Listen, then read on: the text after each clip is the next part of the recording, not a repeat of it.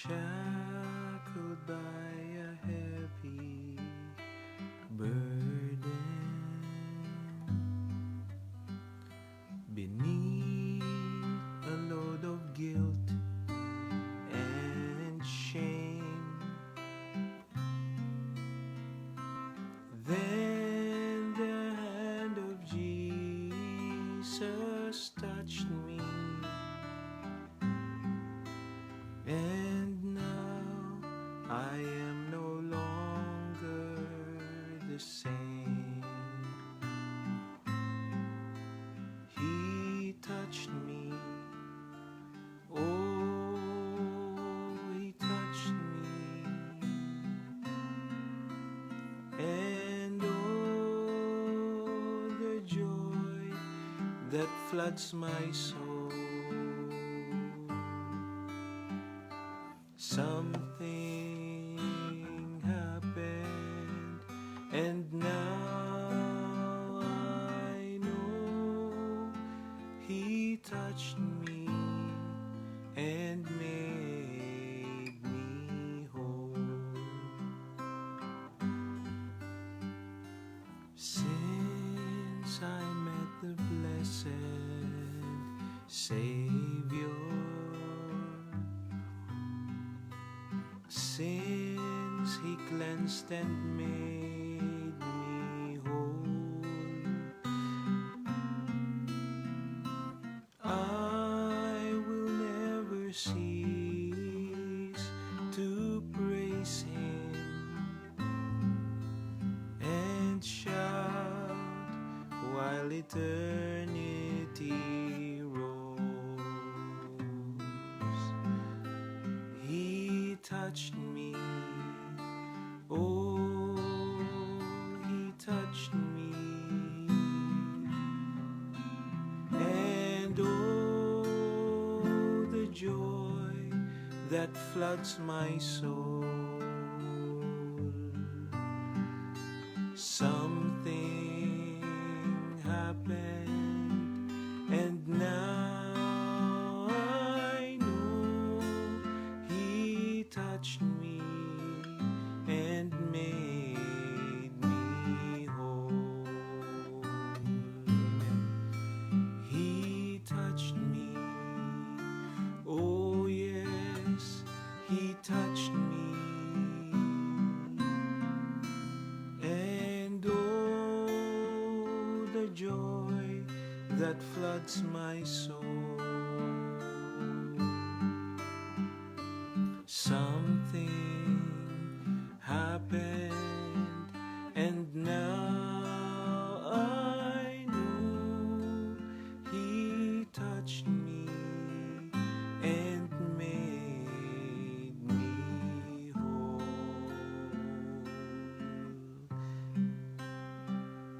Hallelujah. Salamat sa Panginoon. Manaming Diyos, salamat po sa inyo. Hinipo niyo kami ng inyong dakilang pag-ibig, ng inyong mapagpalang kamay, at nabago ang aming buhay. Ang direksyon namin ay naiba. Hallelujah. Binigyan niyo kami ng dakilang hangarin sa buhay na ito. Salamat po sa inyo, Ama. Salamat po sa inyo. Hallelujah. Hindi namin mababayaran, hindi namin matutumbasan ang dakilang bagay na natanggap namin mula sa inyo. Katayaan niyo po na magpasalamat kami bawat araw at mamuhay ng may kalugod-lugod sa inyong harapan. Salamat po, Ama, sa pangalan ng Panginoong Jesus. Lord, aming pag-aaral ngayon, nihiling po namin at pinapasalamatan ang gabay at pangunguna ng inyong banal na Espiritu. Kayo po ang magliwanag sa amin. Salamat, O Diyos, sa pangalan ng Panginoong Jesus. Amen. Purihin ng Panginoon. Ang Diyos ay dakila. He touched me, sabi doon sa awit. Talagang dahil sa ginawa ng Panginoon, tayo ay nagkaroon ng pag-asa at nabuksan sa atin ang isang dakilang buhay. Purihin ng Panginoon. Good morning po sa bawat isa. Mark Ancheta, Remia, Sister Remia, asan bang bansa, Sister Remia? Charmaine, Pastora Marie Chris, Sister Ira, Pastora Marlene, Opo, paborito ito ni Pastor Masaredo. Majeline, Ma'am, Sister Luisa Vergara, sa ano yan?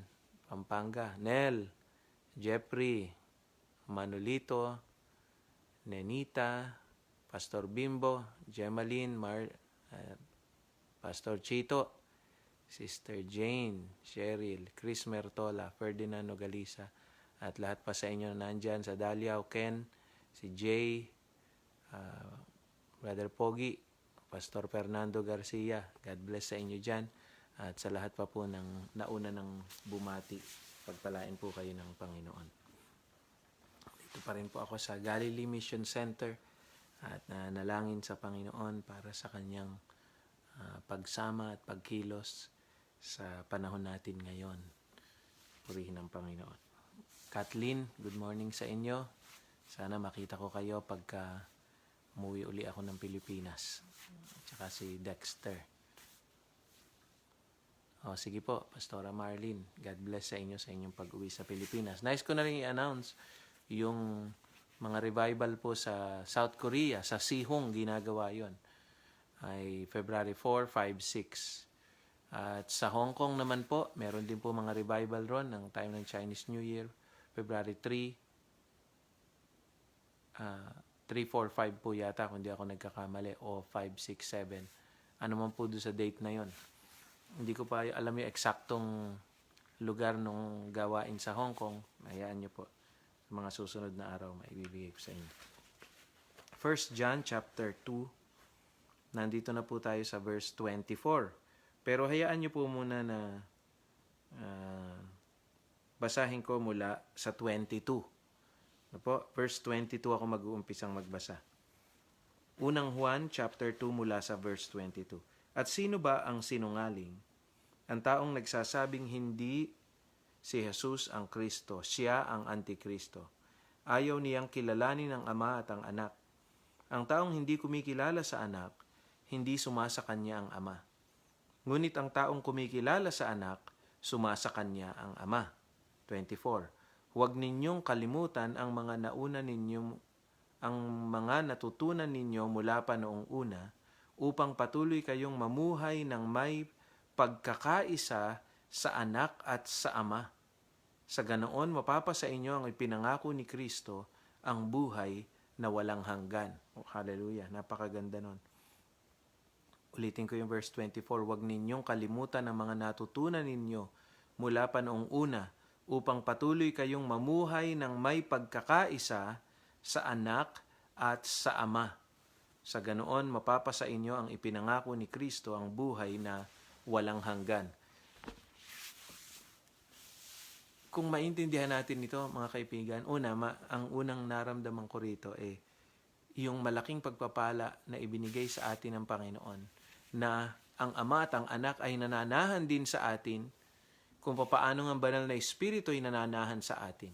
So yung may bahagi ng buong pagka-Diyos na tumatahan sa atin. Di ba sa 1 Corinthians chapter 3 verse 16, binabanggit ron na tayo ang templo ng Diyos at ang Espiritu Santo ay tumatahan sa atin.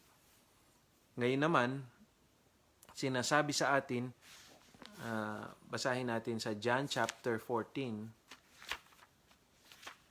John chapter 14, tingnan ninyo ha. Verse 21 hanggang 23. John chapter 14 verse 21 to 23. Sabi rito, ang sino mang tumatanggap at sumusunod sa mga utos ko, ang siyang nagmamahal sa akin, at ang nagmamahal sa akin ay mamahalin din ng aking Ama, mamahalin ko rin siya at ipapakilala ko ang aking sarili sa kanya. Tinanong siya ni Judas, hindi si Judas Iscariote. Panginoon, bakit sa amin lang po kayo magpapakilala at hindi sa lahat? Sumagot si Jesus, ang nagmamahal sa akin ay susunod sa aking salita. Mamahalin siya ng aking Ama at mananahan kami sa Kanya. Ang Panginoong Jesus ang nagsabi noon, yung nagmamahal sa Kanya ay sumusunod sa Kanyang mga salita, mamahalin din siya ng Ama, at mananahan kami. Plural, sinabi ng Panginoon. Ang Ama at ang Anak at ako, Mananahan kami doon sa tao na yon na nagmamahal sa akin at sumusunod sa aking salita. So, kung makikita ninyo, sa 1 Corinthians 3:16, basahin na rin nga natin. Kahit alam na ng marami ito. 1 Corinthians 3:16, hindi nyo ba alam na kayo'y templo ng Diyos at ang Espiritu ng Diyos ay naninirahan sa inyo? His Spirit is living in us. Kaya, dito sa verse, 1 Corinthians chapter 6 verse 19 din. Tingnan niyo. 1 Corinthians 6:19. Hindi ba't ang katawan ninyo ay templo ng banal na Espiritong nasa inyo at tinanggap ninyo mula sa Diyos? Kung ganoon, ang katawan ninyo hindi sa inyo kundi sa Diyos dahil tinubos kayo ng Diyos sa napakalaking halaga, kaya gamitin ninyo ang inyong katawan sa paraang ikapupuri ng Diyos. Mga talata na yan, nagpapakita sa atin, ang Diyos ay tumatahan sa atin. Kaya nga, ang paalala rito sa 1 John, mga kapatid, wala tayong pakikisama sa sanlibutan. Kung may tukso ng sanlibutan, may kapangyarihan tayo at iba na yung sistema na kumikilos sa atin, sistema na ng Espiritu ng Diyos. Dahil ang Diyos ay sumasama sa atin, kasama natin, tumatahan sa atin. God the Father, God the Son is dwelling in us through the Spirit. Oh, hallelujah. Sabi rito, verse 24 uli, balik po ako 1 John chapter 2:24. Huwag ninyong kalimutan ang mga natutunan ninyo mula pa noong una upang patuloy kayong mamuhay ng may pagkakaisa sa Ama at sa Anak. So sinasabi sa atin, huwag niyong kakalimutan yan. Yung natutunan ninyo, ang Diyos ay liwanag, kayo'y nasa kaliwanagan, ang Panginoong Hesus ay katotohanan, ang katotohanan ay tumatahan sa inyo. Kayo ay ilaw ng sanlibutan, no? Ang pag-ibig sa Diyos at ang umiibig sa Kanya ay sumusunod sa Kanya, namumuhay ayon sa Kanyang pamamaraan, para magkaroon tayo ng pagkakaisa, yung pamumuhay na may pagkakaisa sa Ama at sa Anak. Kaya nga, alam nyo, grade 1 pa lang, bagsak na yung mga tao na ayaw kumilala sa Anak. Pagka hindi natin kinikilala ang Panginoong Hesus na anak ng Diyos, umpisa pa lang, bagsak ka na. At tayo na kumikilala sa Anak, ay pinapaalala sa atin, hello, iba ka na. Tama yung sinasabi sa 2 Corinthians chapter 5 verse 17. Sino mang na kay Kristo ay bago nang nilalang. Ang mga dating bagay ay lumipas na, narito lahat ay naging bago. Bago na po ang lahat, mga kapatid, kaya mamuhay tayo na may pagkakaisa sa Ama at sa Anak. Ang masakit, yung mga taong nabulag, o yung binabanggit natin kasama nung kapatid natin Brother Rico, no, yung mga taong walang kaunawaan, namumuhay ng hindi alam kung anong tama o mali, hindi alam kung anong pamumuhay ng anak ng Diyos o hindi, mga nabulag ng prinsipe ng mundong ito, hindi nila makita yung kaliwanagan. 2 Corinthians chapter 4 verse 4, sabi rito. Umpisahan ko sa 3. 2 Corinthians chapter 4 mula verse 3 hanggang verse 4. 2 Corinthians chapter 4 verse 3 to 4. Ganito sinasabi. Ngunit kung may mga hindi nakakaintindi sa magandang balita na aming ipinapahayag, ito ay ang mga taong napapahamak. Ayaw nilang maniwala sa magandang balita dahil ang kanilang mga isipan ay binulag ni Satanas na naghahari sa mundong ito. Binulag niya sila para hindi nila maintindihan ang magandang balita tungkol sa kapangyarihan ni Kristo na siyang larawan ng Diyos. Hindi nila maintindihan, there's power in Christ. Yung mga unang nabasa natin, there is truth in the Lord Jesus Christ. The Lord Jesus Christ is truth. He is light. Now, there is power in Him. Ngayon, pag tumatahan sa iyo yan, anong magagawa ng sanlibutan sa atin? Anong kagalakan ang pwedeng ialok sa atin ng sanlibutan? Anong pandaraya ang pwedeng manaig sa atin kung tumatahan sa atin yung katotohanan? And take note, sabi dun sa sa John chapter 4, verse 23. Tumatahan sa atin ang Diyos Ama at Diyos Anak. Ano ang panama ng sanlibutan? Now, sino yung nadadaya? Sino yung hindi makawala? Ito yung mga tao na hindi nakakaunawa, ayaw magpatuloy sa Panginoon, dinadaya sila ng kaaway at nagpapadaya nga. Alam niyo yung mga willing na nadideceive. Sinasaksak nila sa kanilang kaisipan yung katuruan ni Satanas, yung kamunduhan, yun yung tinatalakay natin dito, yung kamunduhan, yung pagkalaman, yun ang isinasaksak, yun ang pinapanood, yun ang minemeditate, yun ang kaaliwan, at walang panahon para sa Panginoon. Kaya hindi nila naiintindihan yung kalayaan na ipinagkaloob sa atin ng Panginoon. Natatandaan nyo, binanggit ko rin sa John chapter 8 nung mga nakaraan.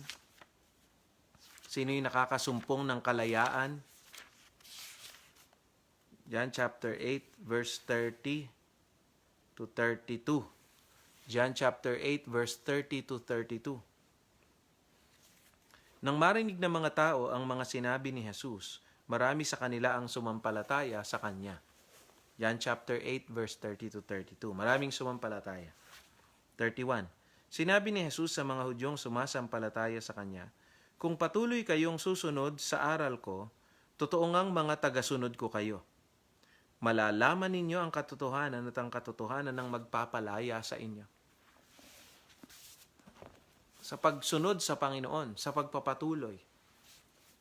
Sa English, sa ibang salin, if you continue in my teachings, kung nagpapatuloy tayo sa Kanyang mga turo, kung sumusunod tayo sa Kanya, malalaman natin yung katotohanan. Now, listen, package po yan. Hindi tayo mag-isang gumagawa rito para tayo ay maging kalugod-lugod sa Diyos. No, ginawa na tayo ng Panginoon na kalugod-lugod sa Kanya. Ano ngayon yung ginagawa ng Panginoon sa atin? Nung binigyan niya tayo ng kaluguran sa Diyos, hinuhubog niya ngayon tayo. Ang natural man na ito, ang ating kaisipan, ang ating puso ngayon ay kinikilos ng Panginoon para maging kawangis ng Kanyang anak. So, you participate in this. Paano? Sumusunod ka sa Kanyang kalooban. Nakikinig ka sa Kanyang tinig. Amen? Tuloy po natin yung ating pag-aaral, pagbasa. 1 John, tuloy tayo sa mga susunod na talata. Kaya nga, hindi kalabisan na palaging sabihin sa inyo, saraduhan natin yung ating paningin sa mga bagay na makamundo. Saraduhan natin yung ating puso sa mga bagay na hindi umaayon sa salita ng Diyos. At pakinggan natin ang sinasabi ng Banal na Espiritu. Now, there's a critical part here. Napakahalaga. Verse 26. Verse 25. Sa ganoon, mapapasa inyo ang ipinangako ni Kristo, ang buhay na walang hanggan. You see, yung buhay na walang hanggan na ibinigay sa atin is not a passive life. It is an active life. Buhay na walang hanggan ito na may kaakibat na pagbabago ng buhay natin. Maiiba talaga yung sistema mo. Mawawala yung dati. Hindi mananatili yung dati at ang may nadagdag lang sa'yo, buhay na walang hanggan, pero wala naman na bago sa'yo kahit ano. No. It is a changed life. It is a new life. You are born again into a new life. Isang buhay na kinikilos ng Espiritu at umaayon, may pakikipag-isa sa Ama at sa Anak. Amen. Verse 26. Isinusulat ko sa inyo ang tungkol sa mga taong nanlilinlang sa inyo. Kung tungkol naman sa inyo, ang banal na Espiritu na tinanggap ninyo kay Kristo ay nananatili sa inyo, kaya hindi kailangang turuan pa kayo ng iba, sapagkat ang banal na Espiritu ang magsuturo sa inyo sa lahat ng bagay, at ang mga itinuturo niya ay katotohanan at hindi kasinungalingan, at gaya ng itinuturo niya sa inyo, manatili kayo kay Kristo. Mga kapatid, sabi ni John, Oh, merong mga ibang nagtuturo sa inyo dyan. Yung pinapaalala ko sa inyo, yung mga maling nagtuturo. Mga huwad na teachers yan. Pero ang banal na Espiritu na nasa sa inyo, siya ang magtuturo sa inyo ng lahat ng bagay. Tuturuan niya kayo ng katotohanan. Walang kasinungalingan sa Kanya. Huwag kayong makikinig sa ibang mga nagtuturo sa inyo. Manatili kayo kay Kristo. Inilalayo kayo sa Panginoon ng mga false teachers na yan, yung mga antikristo. Hindi yan naniniwala sa Panginoong Jesus. Pag kami kumatok sa inyong bahay at hindi ibinibida ang Panginoong Jesus, saraduhan niyo yung inyong pinto, huwag niyong tatanggapin. Ilalayo kayo niyan sa Panginoong Jesus. Pagka hindi kinilala ang Panginoon, hindi rin nila kilala ang Ama kahit sabihin pa nila na kilala nila. Dahil kung kilala ang Ama, ipapararangalan ang anak. Dahil yun nga ang sinabi ng Ama sa atin eh. Ano yun? Ito ang lubos kong, kinalulugdan ko anak. No? Ito ang aking anak na lubos kong kinalulugdan. Ano yung sabi niya naman sa Matthew 17, nung nagbago na anyo ang Panginoon, ito ang aking kinalulugdang anak, pakinggan niyo siya. John 14:6, walang ibang paraan na makapunta sa Ama sa pamamagitan ng kanyang anak. So yung anak ang una mong tatalakayin, yung anak ang una mong pararangalan. Siya ang ituturo mo, ebanghelyo ng Panginoong Jesus. Yun ang nakalagay sa Biblia. Now, pero pansinin niyo ito. Ano yung binabanggit sa atin? Ang banal na Espiritu ang nananatili sa atin. Tuloy pa tayo. Kaya nga mga anak, manatili kayo sa Kanya upang magkaroon kayo ng kapanatagan sa Kanyang pagbabalik at hindi tayo mapahiya pagdating ng araw na iyon. Alam ninyo na si Kristo ay matuwid, kaya makakasiguro kayo na ang lahat ng taong gumagawa ng matuwid ay mga anak ng Diyos. Dahil si Kristo ay matuwid, ang lahat ng mga gumagawa ng matuwid, yun ang anak ng Diyos. Kung hindi ka gagawa ng katuwiran, ng matuwid ayon sa Diyos, hindi ka niya anak. Ang anak ng Diyos ay yung may pakikiisa sa Ama at sa anak. Hindi lang po ito sa Espiritu, ito ay sa pagkilos. Namumuhay tayo ayon sa gabay na ibinibigay ng banal na Espiritu sa atin. Now, pansinin ninyo ito. Dito lang sa ilang mga talata na ito, merong palaging binabanggit na karakter dito, ang banal na Espiritu. Chapter 2. Dito lang ako mag-uumpisa sa verse 19 lang. Tingnan niyo, verse 19. Kahit naging kasama, verse 20. Ngunit ipinagkaloob sa inyo ang banal na Espiritu. Ipinagkaloob sa atin ang banal na Espiritu. Verse 26, kung tungkol naman sa inyo ang banal na Espiritu na tinanggap ninyo. 27, sapagkat ang banal na Espiritu ang magtuturo sa inyo ng lahat ng katotohanan. Listen, isa pang hindi natin pwedeng i-deny ang banal na Espiritu, ang pagkilos ng banal na Espiritu, ang kanyang paggawa, ang kanyang pagtuturo. Sinabi rito sa verse 27, kung tungkol naman sa inyo, ang banal na Espiritu na tinanggap ninyo ang mananatili sa inyo, kaya hindi niyo kailangan turuan pa kayo ng iba sapagkat ang banal na Espiritu ang magtuturo sa inyo. May isa pang tema na makikita natin dito. Yung pakikiisa sa Ama at sa Anak. Yung pamumuhay na kagaya ni Kristo na matuwid. Kailangan natin ng banal na Espiritu. Siya ang tagapagturo. Siya ang tagahubog sa atin. Siya ang, noong mga panahon nila, wala mga Bible school noon. Panahon nila, wala mga seminary. Ngayong sa panahon natin ito, meron. Pero tandaan ninyo ito, mga kapatid. Ang totoong pagtuturo sa mga Bible school, sa mga seminary, ay yung pagtuturo na magtutulak sa iyo na maging dependent sa banal na Espiritu. At hindi yung maging independent ka sa banal na Espiritu na isip mo, hindi ko na kailangan yan. Hindi na sa kapanahon na natin yan. Kaya ko na ito, may mga libro ako, may mga ganyan, ganito. No. The more you grow deeper sa Panginoon, the more you need to be dependent on His Spirit. Bakit? Ang banal na Espiritu ipinadala sa atin para manguna, hindi para gamitin natin. ang banal na Espiritu ang mangunguna sa atin, siya ang gagamit sa atin, it's not the other way around. Gagamitin ko ang anointing, ang kapangyarihan ng banal na Espiritu. Makikita nyo, kikilos ngayon, yung anointing na nasa sa akin na ganito ang at gagamitin ko yan. No. Nagkamali ka. Hindi ikaw ang gumagamit. Ikaw ang gagamitin. Gagamitin ako ng Panginoon. Ang pahid niya, ang anointing niya, ang kikilos para ako ay magamit. It's not the other way around. Hindi tayo ang leader at sumusunod ang Holy Spirit. No, ang Holy Spirit ang leader. Siya ang ipinadala ng Panginoong Jesus para manguna sa atin. So, dependence on the Holy Spirit, napakahalaga. Sa huling talata, sa mga huling bahagi ng kasulatan, sa aklat na Revelation, sa lahat ng binanggit ko na sa inyo to dati at palaging babanggitin sa inyo tuwing may pagkakataon na pinagkakaloob ng Panginoon. Palaging pinapaalala sa atin. Pahayag chapter 2, do sa church sa Efeso, ano sabi sa kanila? Verse 7, kayong nakikinig, pag-isipan ninyong mabuti ang sinasabi ng banal na Espiritu sa mga iglesia. Sa malalim na salin ng Tagalog, ang may pakinig ay makinig sa sinasabi ng banal na Espiritu.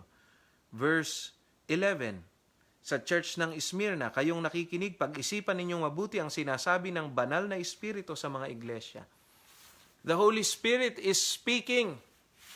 Naririto siya hindi para manood sa atin at tignan yung ating ginagawa at pag hindi na natin kaya, saka siya, Holy Spirit, saka siya darating. No! Siya yung unang kumikilos, mga kapatid. Siya yung unang gumagawa. Participant lamang tayo, ginagamit lamang tayo ng banal na Espiritu. And that's the way it should be. At ganun natin dapat nito maunawaan. Kaya lalo tayong makinig. Habang naririto ako at nananalangin, yan lagi kong prayer, Holy Spirit, mangusap po kayo. Ano po ang gusto nyong sabihin pagka ako ay tatayo bilang tagapagmensahe, speaker sa isang church natin dito sa Taiwan man, sa Pilipinas. Bawat paghahanda ng mensahe ay mag-uumpisa sa pagtatanong, Panginoon, ano po ang nais nyong sabihin sa inyong mga anak? Holy Spirit, i-guide po ninyo ako, ano ang pag-aaralan ko? Ituturo raw sa atin ng Panginoon. Mga kapatid, kayo maniwala na ang banal na Espiritu ay passive? Basta bahala ka mag-isip dyan, mag-aral ka, tutulungan kita. No, ituturo raw ng banal na Espiritu sa atin ang lahat ng katotohanan. Di lalo na yung mga bagay na para sa kalusugang espiritual ng mga anak ng Diyos. Pagka ikaw ay speaker, imposible, wag nating sasabihin nyo, walang pumapasok sa isip ko Imposible yon. Humingi ka sa Panginoon. Umasa ka sa Kanya, maniwala ka sa Kanyang Espiritu. Hindi pwede na magsasalita ka, ayaw ng Panginoon, magsalita nung araw na yun. No, there will always be a message. At ang mensahe ng Panginoon ay dumadaloy, ang Espiritu niya ay walang hanggan. Tanungin natin siya, anong pwede nating sabihin? Isa man yung kaharap natin, dalawa man yung kaharap natin, 20 man yan, 30, 40, 50 man ang kaharap natin o 1,000, tanungin natin ang Panginoon, Lord, what do you want me to say? Kayo po ang magsalita. Gamitin nyo lamang po ako. Chapter 2, verse 17, sa Pergamum, kayong nakikinig, pag-isipan ninyo mabuti ang sinasabi ng banal na Espiritu sa mga iglesia. Tuloy-tuloy po yan. Chapter 2, verse 29, kayong nakikinig, pag-isipan ninyo ang mabuti ang sinasabi ng banal na Espiritu sa mga iglesia. Chapter 3, verse 6, kayong nakikinig, pag-isipan ninyo mabuti ang sinasabi ng banal na Espiritu sa mga iglesia. Chapter 3, verse 13, kayong nakikinig, pag-isipan ninyo mabuti ang sinasabi ng banal na Espiritu sa mga iglesia. Chapter 3, verse 22, kayong nakikinig, pag-isipan ninyong mabuti ang sinasabi ng banal na Espiritu sa mga iglesia. It is a great mistake. Pagkaisipin natin, di na kailangan ng banal na Espiritu ngayon. Meron na ako sinusunod sa buong taon na ito. Meron na ako sermon sa buong buwan na ito. Hinanda ko na ito, pinagplanuhan ko na ito. Nag-brainstorming na kami, alam na namin ang gagawin namin para sa church sa itong buong isang taon. Pinagplanuhan na namin yan, nagkadiskusyonan na kami, nagkadibatihan na kami, at nalaman namin na ganito gagawin namin. Kaya mag-pray tayo para basbasan ng Panginoon yung ating mga plano. Hindi po pwede yun. Tanungin natin ang banal na Espiritu, Lord, ano ang gagawin namin? Panginoon, ano ang plano namin sa taong ito?